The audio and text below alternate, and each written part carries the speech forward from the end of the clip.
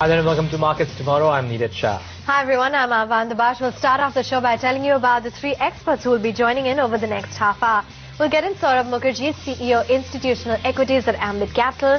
Sandeep Wagle, founder and managing director at Aptar Technical Advisory Services, joins in on the charts. And Prakash Diwan, director Altamount Capital Management, is also on the show. But Prakash, I want to come to you first and, given the kind of momentum that we've witnessed in today's session, it's largely attributed to the developments with respect to Iran and the way the rupee panned out on the whole. Do you think that this follow-through rally with respect to 6100 being attained with conviction is here to stay? I believe so. This is the first decisive move of sorts, one that we've seen the markets make, particularly after we came to an end of the earnings season. And very clearly, there is a lot of money that's being put behind this conviction. Very simple, math tells you that the Iran deal could have a huge cascading effect in so many of the downstream industries, be it oil and gas, be it power, be it cap goods. So you have, the whole value chain getting benefited by a significant move like this. And the global contours of this entire deal are really positive. I mean, this is a war which could have happened. It's not anymore a big concern, and that takes away a lot of risk premium that people attached to some of these assets. And my sense is the rally is definitely here to stay, given the conviction we've seen towards a build-up through the day. Saurabh, we have a deal in place when it comes to Iran. What are the implications of that on India, and what are the key stocks that would now focus on now that there is a nuclear deal in place? I think from what I can understand, Iran has been one of the key suppliers of crude to India. But in the last few years, that rank has slipped. India's amount of oil that we import from Iran has slipped because of the sanctions. With this deal, my reckoning is our oil imports from Iran will shoot up once again. And to the extent this is one of the few countries where we don't have to pay in US dollars for the oil, not only does it mean that that overall global oil prices will soften, but I think this can also offer us relief on the balance of payments side. So the fact that overall oil prices come off, BOP relief, some BOP relief for India, the totality of that should mean positive news for the stock market. If you're asking me for stock-specific recommendations, that's harder for me to make a call on.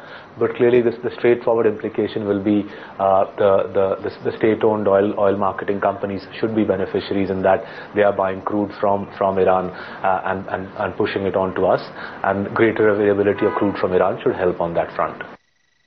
Sandeep, what's your call on the charts? Because no doubt we had the support of the bank Nifty when it came to today's rally, but CNX IT was missing.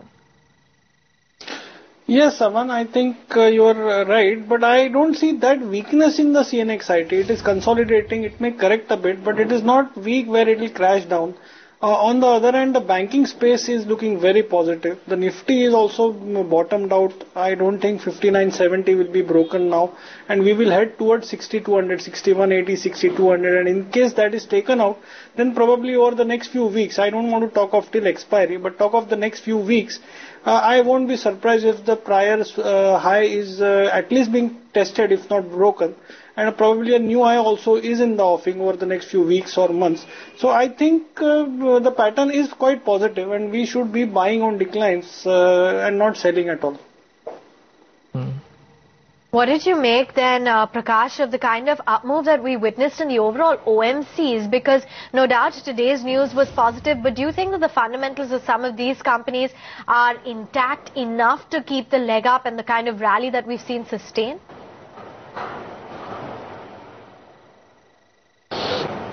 This would be dependent on a couple of further developments, Savan, very clearly. One is, of course, the immediate impact of softer crude basket, coming to us through the Iran route on a rupee-denominated trade is an advantage. The second is if the oil ministry has to continue with the deregulation that is currently on with the diesel prices, that means much lesser subsidy towards the end of the financial year, which is a big number that all of us are watching carefully. And as we move into election mode and electioneering mode more so, it's quite likely that the government may be reluctant to continue with that. But if that reluctance is not there, I think the oil marketing companies still have another 15-18% kind of a upside from here, particularly the likes of BPCL and HP.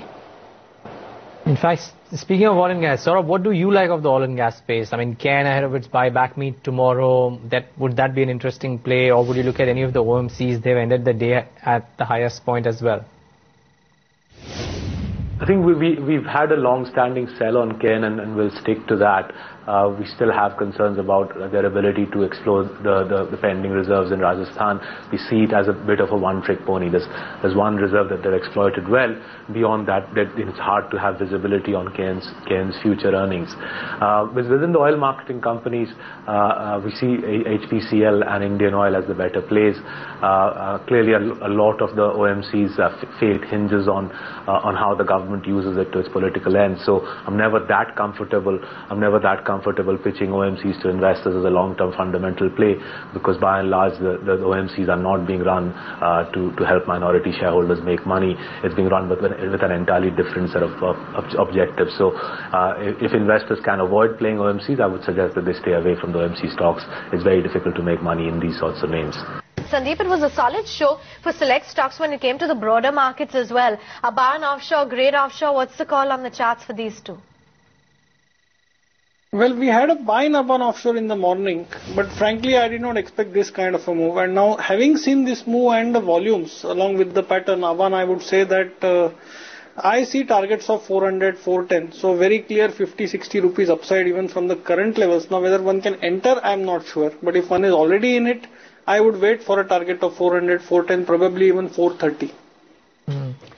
Prakash, what would you do with some of these stocks? Offshore as a pocket, Aban in particular, a lot of talk about how they have deployment of rigs in Iran and how orders from that area would open up.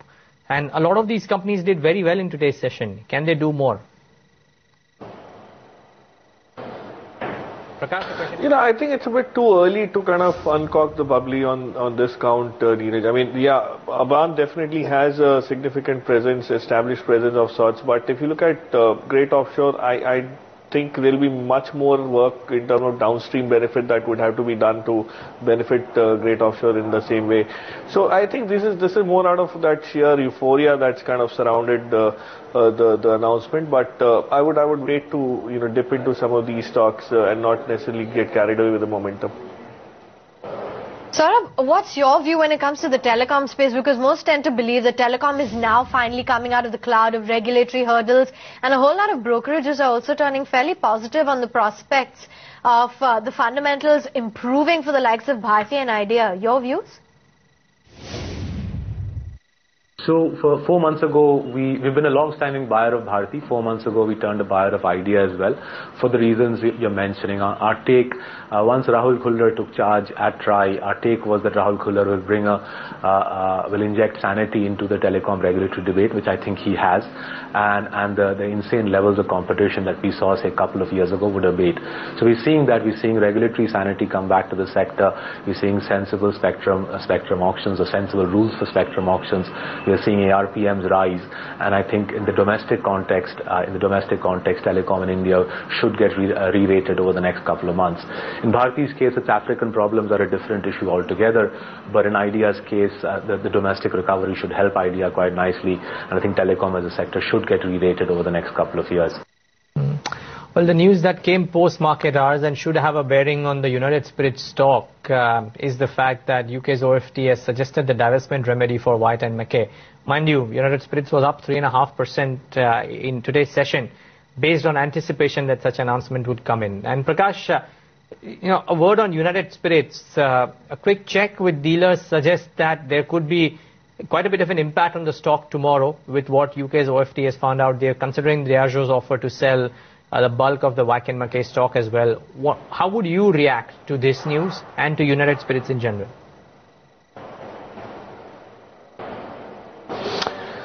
Well, this happens to be one of my favorite stocks as well, particularly, given the fact that the street has been discounting the numbers, the recent earnings since Q2 slightly negatively, and that, as I mentioned once earlier, is an opportunity to get in. Now, very clearly, this news flow also kind of tends to be more or less, reinforcing the fact that the domestic operation for McDowell is what you need to look at, and United Spirits could actually start re-energizing itself after this milestone. in a very different way, thanks to the kind of work that Diageo has put in, particularly on crunching high-cost debt, working capital cycles, changing the way they sell some of their brands, premiumization anyways, which has been so much talked about. I think it's a great stock in the making. You can see each and every step moving towards evolving it into a market leader. Some of the unlisted players, of course, you would kind of notice that are also kind of finding it difficult to gain market share, given the fact that there is a slowdown in that industry as well. I think United Spirits will emerge as one of the top picks and one of the best scotches out there. So buy in at any of the dips and hold on till about 3,500 for in a year's time, and then that shouldn't be a surprise at all. United Spirits clearly been a star in 26-22. Expect more upside tomorrow. But Saurabh, to take it to another basket of news, the sector which has been pretty active, that's sugar.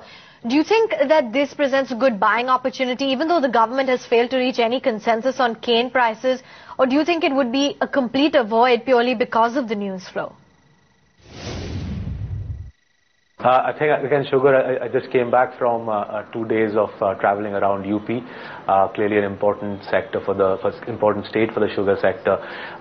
It's again a sector where politics rather than economics or shareholder value drive decisions. And wherever politics drives decisions, I don't think it makes sense for minority investors in the stock market to play around. My discussions with the powers that be in UP suggest that it's an intensely political situation around sugar prices and around the fate of the sugar refinery companies. I would prefer to stay away from that sector. We're identifying some of the stocks that you should keep on your radar.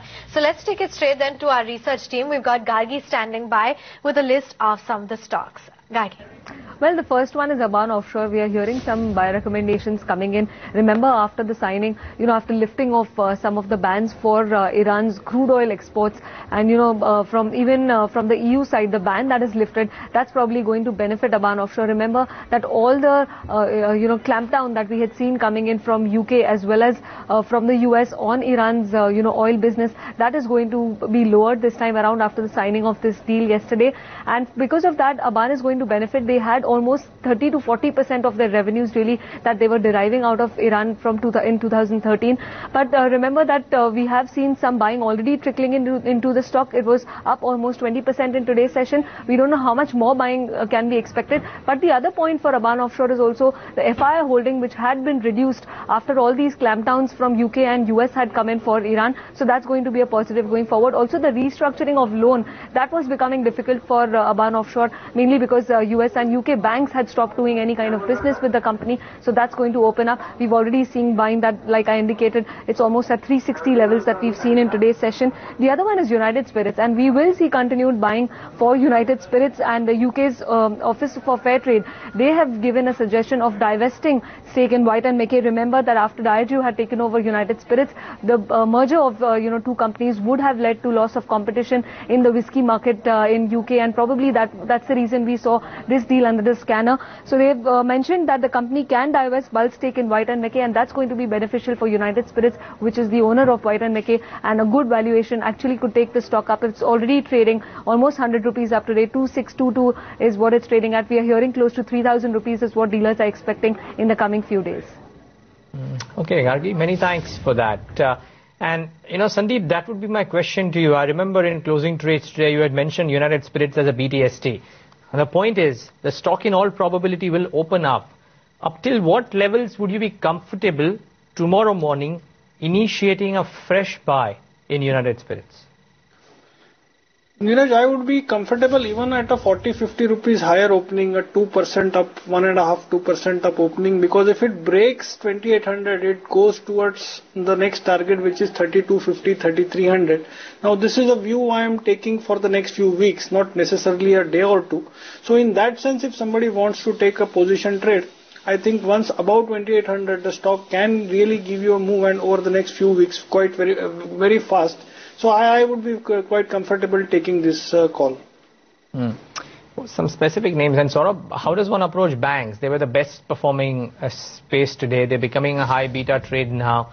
Market falls 0.5% or 1% in the Bank Nifty, around 2%. And today also we saw it going up by 4%. How do you play banks?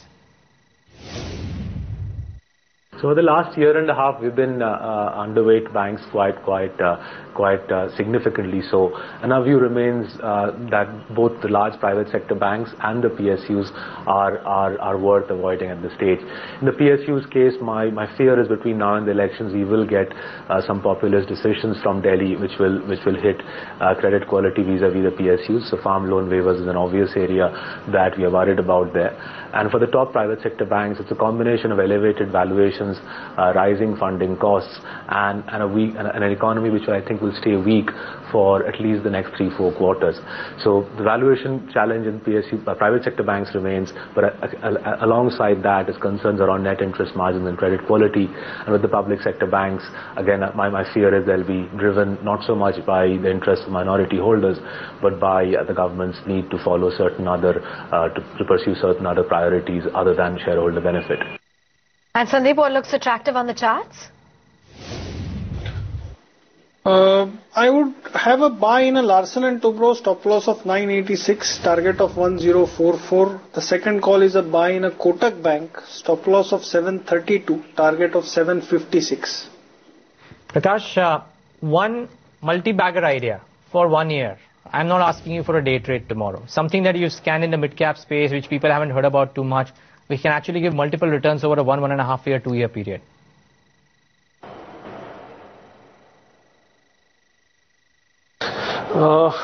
Okay, that could be a company like Shakti Pumps that I don't remember if you've heard me discuss this a long time back, but I've been tracking this company and it's been a consistent performer in especially that small cap, mid cap space.